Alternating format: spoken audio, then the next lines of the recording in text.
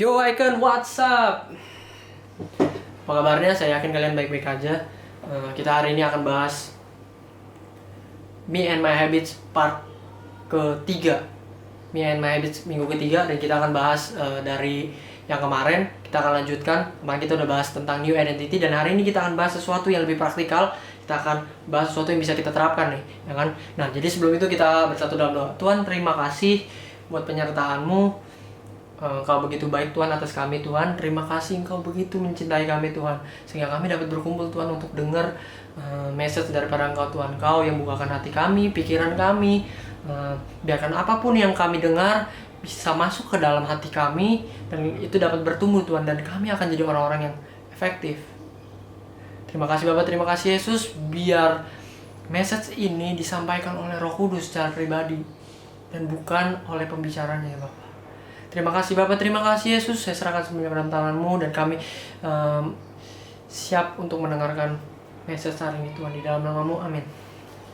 Oke guys, kemarin kita udah bahas tentang Me and My Habits minggu kedua, dan kita udah bahas tentang New Identity, ya kan? Kita udah lihat bahwa ternyata New Identity itu adalah kesadaran bahwa kita berharga gitu kan. Kita nggak perlu buang-buang masa muda kita nggak perlu waste our life dengan bad habit, sehingga kita nggak bisa mencapai goal kita gitu kan. Karena kita tahu bahwa ternyata kita berharga gitu kan. Kita punya bahwa ternyata walaupun lingkungan tidak approve kita, lingkungan tidak menganggap kita, tapi Tuhan yang punya alam semesta ini, Dia yang meng-approve kita, Dia yang approve kita gitu, Dia yang menerima kita. Gue sih nggak habis pikir gitu, maksudnya saya nggak habis pikir bahwa ternyata ada pribadi yang begitu besar yang mengakui bahwa Dia mengasihi kita sehingga Dia mati buat kita. Nah, oleh sebab itu kita akan bahas lebih lanjut soal ini. Nah, kalau mungkin dari beberapa dari kita udah menerapkan tentang identity itu kan, kalau mungkin dari beberapa dari kalian mungkin mulai sadar gitu kan, atau mungkin mulai mempraktekkan, mulai nanya Tuhan gitu kan, dan Tuhan mungkin menjawab gitu, udah mulai kasih purpose gitu kan, udah mulai kasih semacam revelation ke hati kalian, dan kalian mulai sadar gitu kan bahwa ternyata ada sesuatu yang Tuhan kasih. Dan mungkin ada beberapa dari kalian yang belum mungkin, tapi mungkin kalian udah mulai sadar bahwa ternyata Yesus begitu sayang sama kalian dan Dia mau mati buat kalian gitu kan. Nah, di sini secara nggak sengaja new identity itu, belajar tentang new identity itu adalah secara nggak sengaja kita sedang menerapkan satu komponen yang sangat penting. Nah, ketika tujuan kita bahas tentang habit ini adalah kita mau merubah diri kita mau self develop, kita mau develop diri kita menjadi yang lebih efektif, lebih baik ya kan. Nah, tapi salah satu langkah yang paling signifikan ketika kita mau merubah diri kita menjadi yang lebih baik adalah self-awareness. Self-awareness itu apa sih? Kesadaran diri.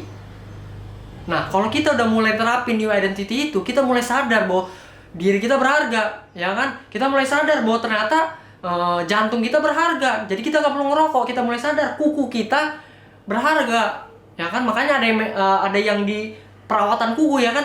Jadi kita nggak perlu gigit-gigit kuku. Nah, itu kan hal-hal yang menyadarkan kita bahwa ternyata kita berharga. Jadi kita nggak perlu waste our life, ya kan, dengan hal-hal yang tidak berguna, dengan bad habit. Nah, oleh sebab itu self-awareness itu adalah satu komponen penting, satu langkah yang paling besar yang bisa kita ambil. Langkah pertama adalah self-awareness, self-aware. Nah, dan itu yang bedain kita dengan hewan. Nah, hewan, ya kan, saya punya guguk gitu, saya punya dogi, saya punya anjing di rumah. Nah, mereka bertindak berdasarkan insting atau di training gitu, dilatih. Tapi kalau kita udah melatih dia, ya kan, dia tidak bisa merubah apa-apa. Dia nggak sadar. Istilahnya kayak gini, komputer kalau sudah diprogram, dia nggak bisa mengganti programnya gitu. Beda sama manusia. Manusia diajarin sesuatu, dia bisa menilai, dia bisa dia bisa sadar bahwa apa yang dia lakukan itu baik apa enggak, apa yang diajarkan itu baik atau enggak gitu. Dia punya penilaian, itu yang nggak dipunyai oleh hewan dan manusia punya. That's why Tuhan bilang gitu di Kejadian, dia bilang kayak gini, manusia adalah ciptaan yang akan menaklukkan seluruh isi bumi. Nah gitu.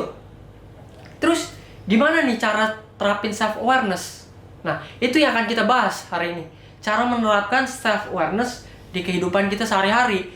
Nah, tujuannya apa? Untuk membangun kebiasaan baik, membentuk kebiasaan baik, dan membuang kebiasaan buruk. Ya kan? Mematahkan kebiasaan-kebiasaan buruk. Nah, gini, kemarin kita udah bahas di Roma, ya kan? Kita bahas dari si Paulus tuh, ya kan? Suratnya nyampe ke orang-orang Roma, ya kan? Kita buka sedikit nih. Review sedikit di Roma 6 kemarin, Roma 6 ayat 11. Demikianlah hendaknya kamu memandangnya, bahwa kamu telah mati bagi dosa, tetapi kamu hidup bagi Allah dalam Kristus Yesus. Artinya apa? You have new identity.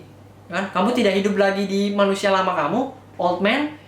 Kan? Sekarang kamu udah hidup dengan hidup yang baru bersama Yesus. Kamu hidup berdasarkan apa yang Tuhan katakan tentang kamu, gitu kan? New identity. Nah, itu kan peneguhan, afirmasi. Tapi apa langkah selanjutnya? Nah, di ayat 12, 13, 14 kita lihat di situ semua Paulus menyarankan kita untuk, bukan menyarankan, menegaskan untuk kita mengambil langkah-langkah inisiatif. Langkah-langkah inisiatif itu apa? Kita bertindak. Oke, gue bukan perokok, ya kan? Gue bukan orang yang jadi batu sandungan. Gue bukan orang yang kurang ajar. That's why kita harus ambil langkah inisiatif. Kita mulai bertindak atas setiap habit-habit yang kita punya. Contohnya kita punya habit yang buruk, kita mulai singkirkan pelan-pelan. Kita mulai ambil inisiatif untuk menghilangkan pelan-pelan, untuk mencapai apa? Mencapai goal.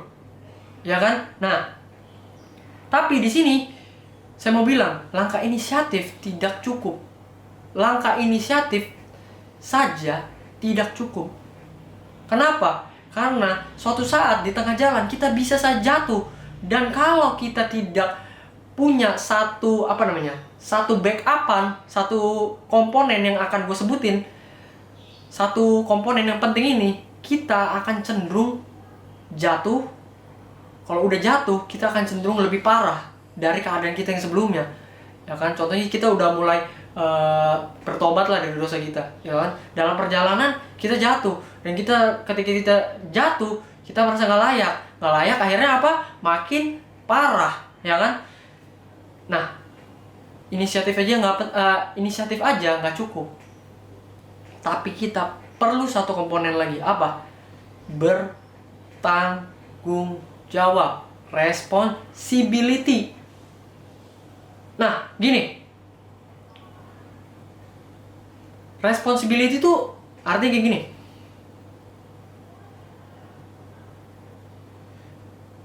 Kalau lu gak mau dengerin, kalau kalian semua gak mau dengerin saya berbicara gitu kan, atau gak mau dengerin message Tuhan, itu fine.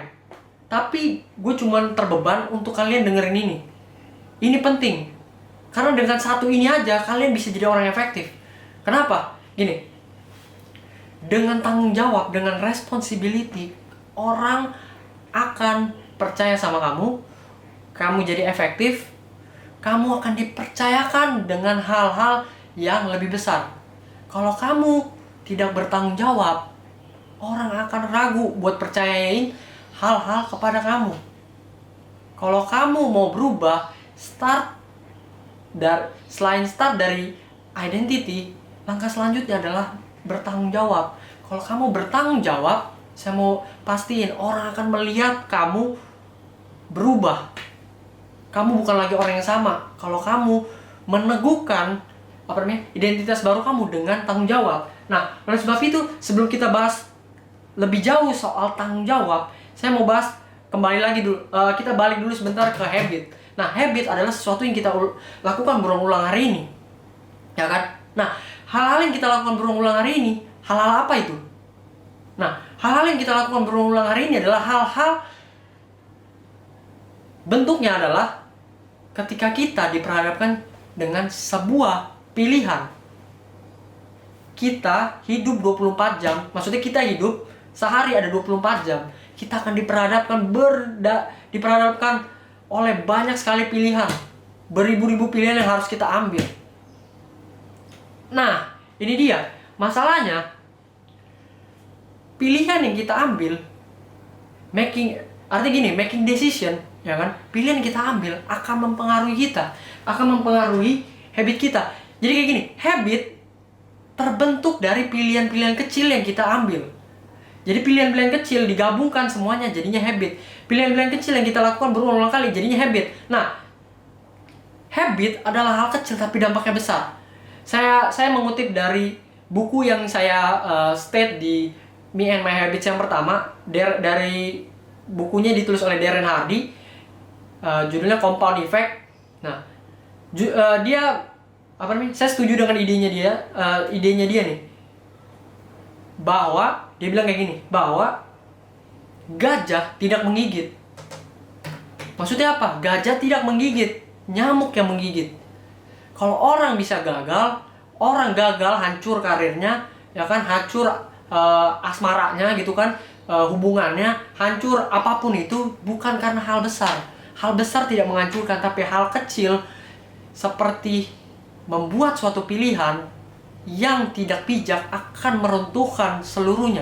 Contohnya kayak gini, ya kan, ada orang, contohnya saya, entrepreneur, ya kan, saya udah bangun bisnis saya dengan sangat baik, tapi satu pilihan ketika saya making decision, ya kan, tapi saya melakukan pilihan, mengambil pilihan yang tidak bijak, akhirnya ujung-ujungnya saya hancur.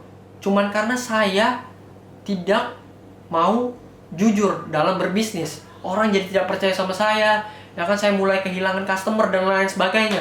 Ya kan, atau contoh lain, misalkan ada sepasang kekasih, mereka sudah membangun perjalanan asmara mereka, tapi karena poor choice, satu tindakan, satu pilihan, ya kan, satu decision yang tidak bijak, seperti pokoknya satu decision yang tidak bijak akan menghancurkan seluruh hubungan mereka. Akhirnya mereka pacaran di luar batas lah, ya kan. Mereka udah membangun dengan baik, ya kan, pacaran kudus, dan akhirnya pacarnya kelewatan batas, runtuh semua, hancur semua, ya kan. Akhirnya jadinya fatal. Oleh sebab itu, choice adalah sesuatu yang kecil tapi berdampak luar biasa. Terus research mengatakan nih ya, penelitian mengatakan bahwa ternyata keputusan dan pilihan yang kita ambil di 10 detik pertama kita nggak sadar. 10 detik pertama kita nggak sadar kalau kita udah mengambil suatu keputusan. Nanti setelah 10 detiknya sudah lewat, kita baru sadar, oh iya, gue nggak habis ngelakuin apa nih? Oh iya, kenapa gue ngelakuin ini? Oh iya, baru oh iya tuh. Jadi kayak kita nggak sadar, kita itu kebanyakan dari kita mengambil sebuah keputusan seperti layaknya zombie gitu, kayak Walking Dead, ya kan, berjalan tanpa difikirkan, kita melakukan secara otomatis. That's why saya mau bilang bahwa making decision, ya kan, itu adalah sesuatu yang powerful. Decision matters. Kenapa? Pertama, itu bisa jadi habit, ya kan. Kedua, dilakukan tanpa sadar, otomatis. Kebanyakan kita melakukannya tanpa sadar. Ketiga, bad habits result bad future. Poor choices result bad habits. Bad habits result bad future. Masa depan yang buruk itu disebabkan oleh pilihan-pilihan kecil yang kita lakukan sekarang secara tidak bijak. Nah, that's why untuk menghindari hal itu, kita harus mulai bertanggung jawab atas setiap pilihan-pilihan kita. Setiap kita mengambil keputusan pilihan, kita harus bertanggung jawab. Karena dengan bertanggung jawab, kita mulai mengambil keputusan dengan melihat konsekuensinya di depan nanti. Apakah gue melakukan ini gue bisa jadi berkat? Apakah gue melakukan ini gue bisa jadi orang yang dipercaya atau tidak? Nah, Stephen Covey di bukunya judulnya The Seven Habits of Highly Effective People, dia bilang kayak gini. Responsible didefinisikan seperti ini. Response plus ability. Artinya kemampuan membuat respon. Setiap kali kamu diperhadapkan sebuah pilihan, kamu harus punya responsibility. Artinya kamu harus punya kemampuan untuk merespon pilihan itu. Apakah yang gua lakukan dampaknya baik? Karena itu dimulai dari self-awareness.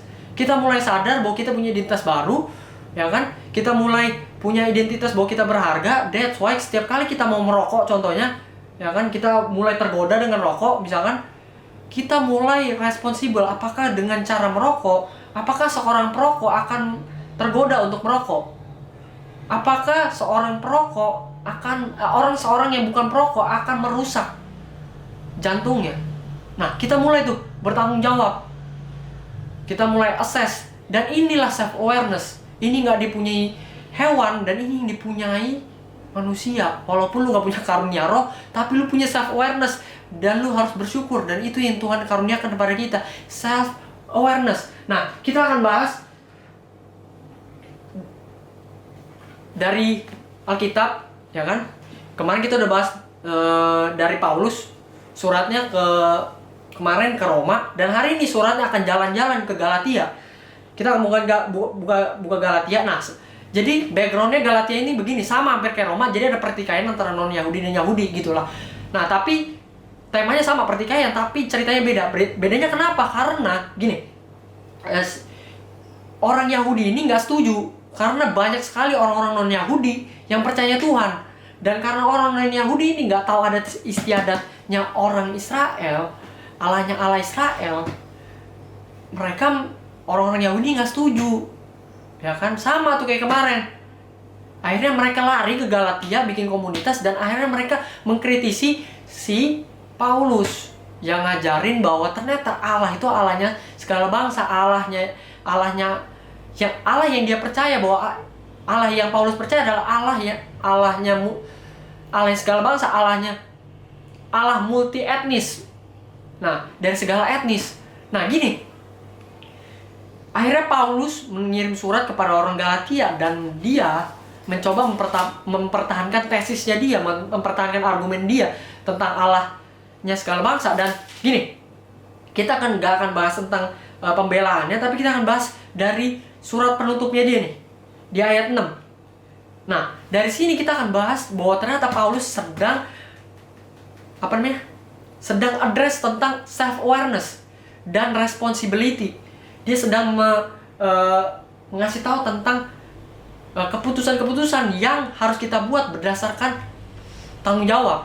Nah, kita baca nih. Saling membantulah kamu. Jadi gini, kita akan belajar bertanggung jawab, tapi lewat contoh ini. Jadi contohnya ini adalah membantu. Kita lagi posisikan diri kita ingin membantu orang, dan ini attitude yang benar. Dan saya percaya setelah kita kupas ini, setelah kita kupas apa yang Paulus katakan, ini kita bisa menerapkan hal-hal ini di aspek kehidupan kita yang lain gitu. Jadi nggak cuma membantu orang, tapi kita akan ambil contohnya di sini. Gini, saudara-saudara, kalaupun seorang kedapatan melakukan suatu pelanggaran, jadi gini, anggaplah kamu orang yang sudah belajar firman Tuhan, kamu sudah sering dengar khotbah, akhirnya kamu ketemu teman kamu yang melakukan pelanggaran atau melakukan kesalahan secara nggak sengaja ataupun sengaja.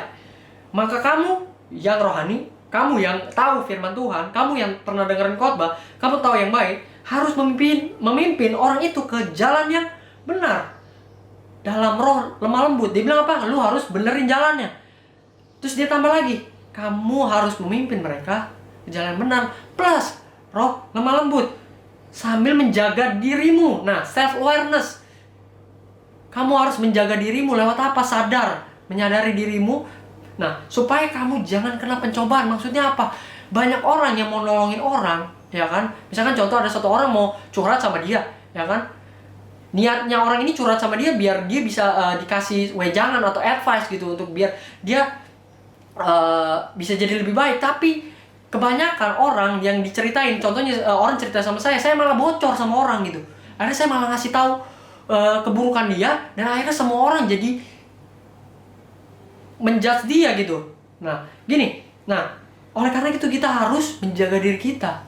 Kita harus self-aware, kita harus sadar bahwa kita ini punya identitas baru. Kita harus jadi berkat buat orang, bukan jadi batu sandungan. Nah, bertolong-tolonglah menanggung bebanmu. Kita harus bertolong-tolong untuk jadi berkat buat orang.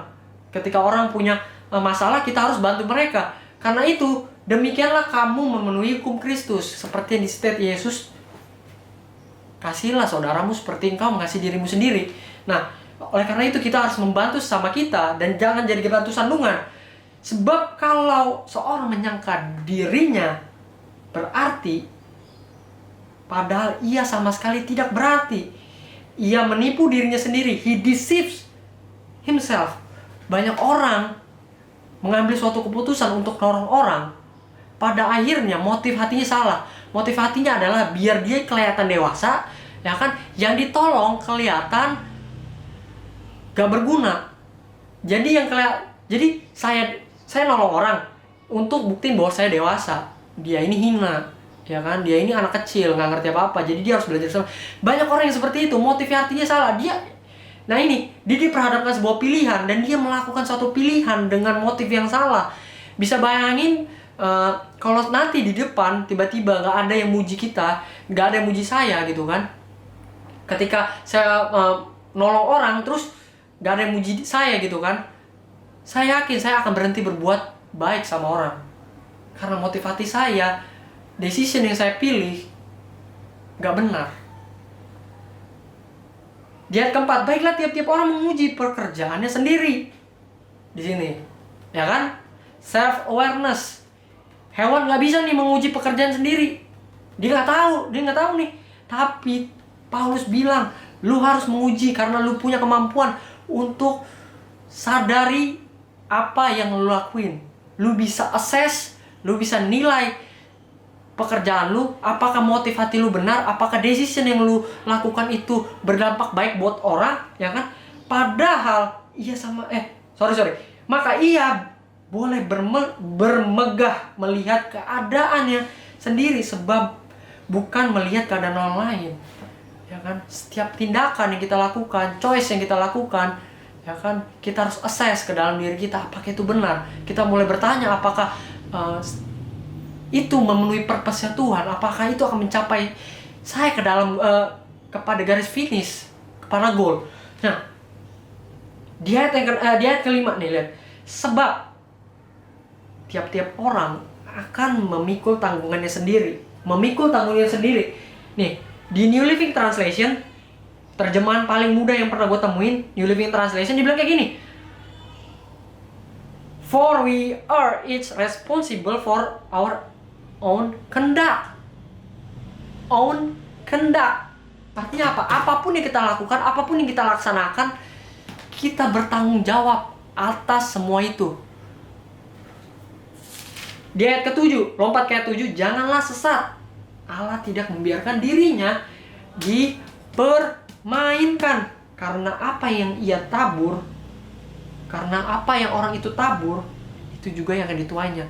Kalau kamu menabur gosip kepada satu orang, kamu akan menerima 1000 gosip kepada diri kamu, ya kan? Kamu mengasihi orang itu, membentuk satu orang dengan kasih, kamu akan menuai beribu-ribu jiwa yang akan kamu selamatkan. Apa yang kamu tabur, itu yang kamu tuai. That's why saya mau bilang, kamu harus bertanggung jawab atas setiap apapun yang akan kamu lakukan. Karena apa yang akan kamu lakukan itu ya, nantinya kamu akan raih itu semua.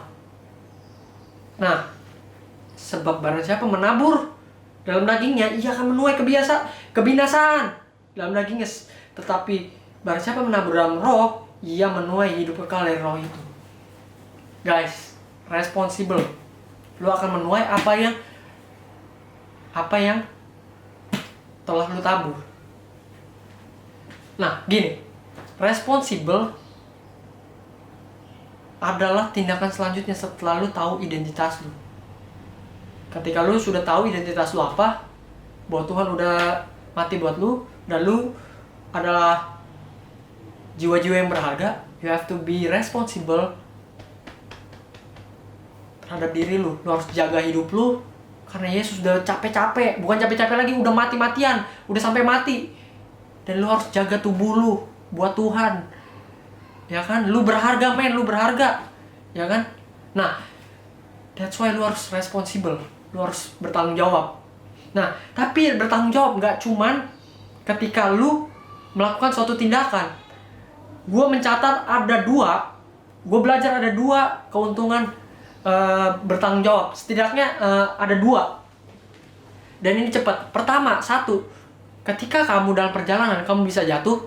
Pasti, kamu bisa jatuh, bisa saja jatuh. Karena kamu masih manusia, kamu masih berprogres, kamu masih berproses, kamu tidak sempurna. Hanya Yesus yang sempurna. Kamu bisa jatuh. Tapi kalau orang yang responsibility, kamu punya respon yang benar. Kamu meresponi ketika kamu jatuh. Oh, that's my bad. Itu kesalahan gua. Ketika lu mulai melakukan bad habit, lu mulai admit, ya kan? Lu mulai sadari bahwa lu udah melakukan itu, lu mengakui kesalahan lu, entah di hadapan Tuhan, ya kan? Atau di dalam diri lu sendiri, ya kan? Dan lu mulai merespon itu dengan mempelajari keadaan. Ketika lu jatuh, lu mulai belajar. Oh iya, gue jatuh, gue harus belajar dari kesalahan gue, dan gue nggak boleh. Dan respon akan membawa kamu, respon yang benar akan membawa kamu untuk bangkit, berdiri lagi. Kamu jatuh, dan kamu kembali bangkit dan jalan dan lari menuju gol kamu. Jadi kamu tidak berlarut-larut, kamu tidak stuck di tempat kamu jatuh, ya kan? Yang akhirnya bikin kamu tidak sampai ke gol. Itu responsibility. Yang kedua, kamu tidak play victim.